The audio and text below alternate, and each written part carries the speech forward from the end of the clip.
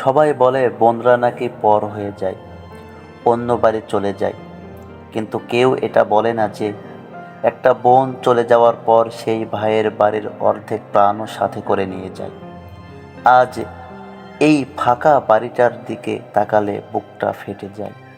শুধু মনে হয় কেউ একজন অন্তত ছুটে এসে বলুক, ভাইয়া আমার জন্য এটা আনলি না কেন?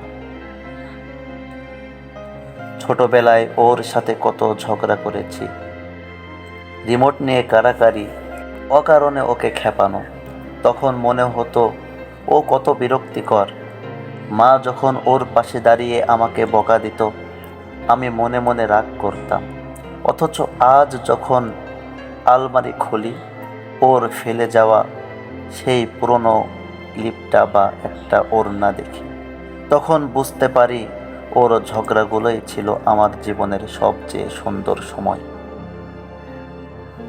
বিয়ের দিন যখন ও কাঁদছিল, আমার হাতটা ধরে বলল, ভাইয়া নিজের খেয়াল রাখিস, সময় মতো খেয়ে নিস। আমি তখন শক্ত হবার নাটক করছিলাম, ভেবেছিলাম বড় হয়েছি, কাঁদতে নেই। কিন্তু ও চলে যাওয়ার পর যখন ওর ঘরে গেলাম, দেখলাম আমার জন্য টেবিলের ওপর একটি চিরকুট রেখে গেছে। তাতে লেখা ছিল, তোর পছন্দের সেই চকলেটটা ড্রয়ারে আছে, আমি খাইনি, তোর জন্য রেখে দিলাম।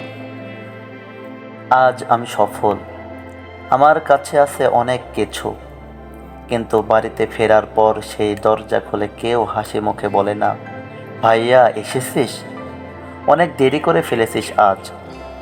ফোনের স্ক্রিনে ওর নামটা আর ভেসে ওঠে না। বড় একা একা লাগে রে বোন, বড় একা লাগে। যাদের বোন আছে তারা সত্যি ভাগ্যবান। বোন থাকা মানে মাথার ওপর একটা ছায়া থাকা, মায়ের মতো একটা ভালোবাসা পাওয়া।